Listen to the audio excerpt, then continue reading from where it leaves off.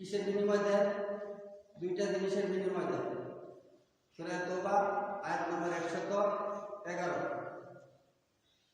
আল্লাহ রাব্বুল আলামিন বলছেন মুমিন বান্দার কাছে জান্নাত বিক্রি করছি দুইটা জিনিসের বিনিময়। একটা হলো জান আর একটা হলো মাল। কয়টা আছে ভাই? আয়াতের নাম্বারটা আপনারা খেয়াল করে নেবেন, বাড়িতে যা দেখবেন। সূরা তওবা 111 নম্বর আয়াত। ইন্নাল্লাহা আশতারা মিনাল মুমিনিনা আনফুসাহুম ওয়া আমওয়ালাহুম বিআন্না লাহুমুল জান্নাহ। আমি মুমিন বান্দার কাছে জান্নাত বিক্রি করছি দুইটা জিনিসের বিনিময়, জান আর মালের বিনিময়। সাহাবীরা আপনাকে জানও দিলেন, মালও দিলেন। আপনি জানও দিতে চান না, মালও দিতে চান না। এই জান কে দিয়েছে ভাই? মাল কে দিয়েছে ভাই? আপনি কি মনে করেন আপনার হাত আছে বলে আপনি কামাই করতে পারেন? আপনার মতো কত হাতুলা হাত লাগাইতে পারে না। আপনার মতো কত ব্রেনওয়ালা আছে, ব্রেনে কাজ করতে পারে না। আপনার মতো কত চোখগুলা আছে, দেখে না। আপনার মতো কত মানুষ মুখ আছে, কথা বলতে পারে না। আপনি মনে করবেন আমি কামাই করি, আমি খাই? পশ্চিম কালেও না। সূরা মুমিন, সূরা আনফাল আয়াত নম্বর 2। ইন্নামাল মুমিনুনা আল্লাযীনা ইযা যুকিরাল্লাহু ওয়াজিলাত কুলুবুহুম ওয়া ইযা তুলিয়াত আলাইহিম আয়াতুহু যাদাতুহুম ঈমানা ওয়া আলা রাব্বিহিম ইয়াতাওয়াক্কালুন। মুমিন ব্যক্তি বস্তুর উপর ভরসা করতে পারে না। মুমিন একমাত্র ভরসা করবে আল্লাহর উপর। আমরা ভরসা করি চাকরির উপর, আমরা ভরসা করি দেশের বাচ্চার উপর, আমরা ভরসা করি এই বাচ্চা আমাদের এই রাস্তা করে দিব, আমরা ভরসা করি এই বাচ্চা আমাদের এটা করে দিব, আমরা ভরসা করি আমি এই এলাকার একটা চেয়ারম্যান যদি আমরা বানাইতে পারি এটা করে দিব। ভরসা করি কি করি না?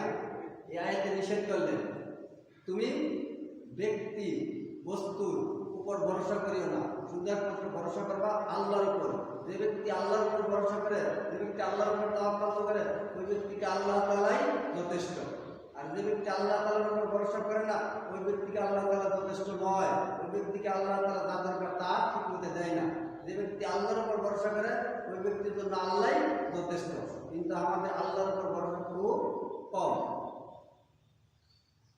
আমাদের আল্লাহর উপর ভরসা কম বিদায় আমরা আজকে জুমার দিন, শুক্রবারের দিন আযানের টাইম পার হয়ে যেতেছে, মুসল্লির একজন খবর নেই, আযান দেওয়ার মুখী নাই।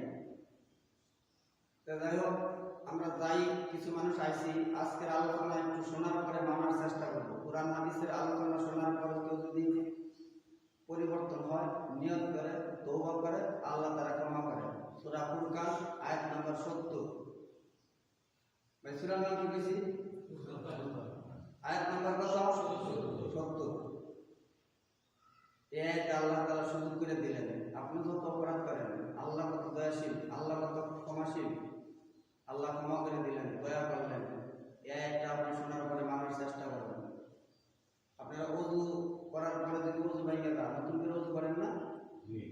আবার ওযু করেন। কিন্তু ঈমান ভেঙে গেলে যে আবার ঈমান আনতে হয় এটা জানেন? ঈমান ভাঙে কি ভাঙে না? ঈমান ভাঙে। কারণ ঈমান ভাঙার কারণ বলতে গেলে অনেকেই হয়তো মনে কষ্ট পাবেন, কিন্তু আসলে ঈমান ভেঙে যায়। কারণ ঈমান ভেঙে যায় কি করলে? সূরা নিসা আয়াত নম্বর 56। এই আয়াতে বলছে ইন্নাল্লাযীনা কাফারু বিআয়াতি সাওফা নুসলিহিম নার। ইন্নাল্লাযীনা নিশ্চয়ই কাফারু, তারা কাফের, আল্লাহর একটা আয়াত অস্বীকার করে, মানে না। আল্লাহর একটা নির্দেশ, আল্লাহর একটা আইন, যেটাই বুঝেন আপনি, আল্লাহর একটা আয়াত, আল্লাহর একটা আইন, আল্লাহর একটা নির্দেশ যদি আপনি অমান্য করেন তাহলে আপনি কাফের। হাদিসের দ্বারা বুঝাইছে বাইনাল আবদি ওয়া বাইনাল কুফরি তারকিস সালাহ, বান্দার আর কাফেরের মধ্যে পার্থক্য